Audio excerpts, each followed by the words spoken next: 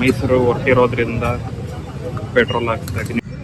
Guys trip ನೋಡಿ 0.8 start ಆಗ್ತಾ ಇದೆ.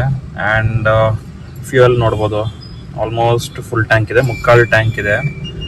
ಆ್ಯಂಡ್ ರೇಂಜ್ ನೋಡೋದಾದರೆ 491 ತೋರಿಸ್ತದೆ. ಸೊ ಗೈಸ್ ಇವಾಗ ಎಕ್ಸ್ಪ್ರೆಸ್ ವೇ ಅಲ್ಲಿ ಹೋಗ್ತಾ ಇದೀವಿ. ಅಂಡ್ ವೀಕ್ ಡೇ ಆಗಿರೋದ್ರಿಂದ ಇವತ್ತು ಸಿಕ್ಕಾಪಟ್ಟೆ ಖಾಲಿ ಇದೆ.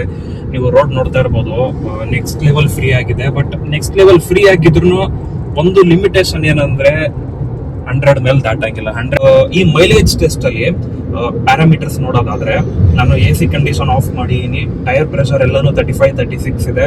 ಆಮೇಲೆ ಕ್ರೂಸ್ ಮಾಡ್ಕೊಂಡು ಹೋಗ್ತಾ ಇದೀನಿ. ಬಿಲೋ 100 ಇದೆ. 95 ಸ್ಪೀಡ್ ಅಲ್ಲಿ ಇವಾಗ ಕ್ರೂಸ್ ಆನ್ ಮಾಡಿದೀನಿ. ಗಾಯ್ಸ್ ನನ್ಗೆ ಆಶ್ಚರ್ಯ ಆಗ್ತಾ ಇದೆ ನೋಡಿ, 17.9 18 ಇತ್ತು, ಇವಾಗ 0.1 ಡಿಕ್ರೀಸ್ ಆಗಿದೆ. 18 ಮೈಲೇಜ್ ಬರ್ತಾ ಇದೆ ಇಷ್ಟು ಕನ್ಸಿಸ್ಟೆಂಟ್ ಆಗಿ.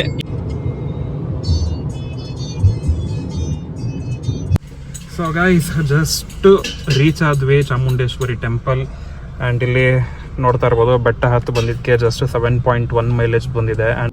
ಸೊ ಗೈಸ್ ವಾಪಸ್ ಮೈಸೂರು ಟು ಬ್ಯಾಂಗ್ಳೂರ್ ಹೋಗ್ತಾ ಇದೀವಿ. ಆ್ಯಂಡ್ ಮೈಲೇಜ್ ಬಗ್ಗೆ ಅಪ್ಡೇಟ್ ಕೊಡೋದಾದ್ರೆ ಇಲ್ಲಿ ನೋಡಿ ನೀವು, 94 ಸ್ಪೀಡ್ ಕ್ರೂಸ್ ಆನ್ ಮಾಡ್ಕೊಂಡಿದ್ದೀನಿ. ಸೊ 94 ಸ್ಪೀಡಲ್ಲಿ ಹೋಗ್ತಾ ಇದ್ದೀನಿ. And with AC of mileage ನೋಡ್ತಾ ಇರ್ಬೋದು 16.5 ತೋರಿಸ್ತಾ ಇದೆ.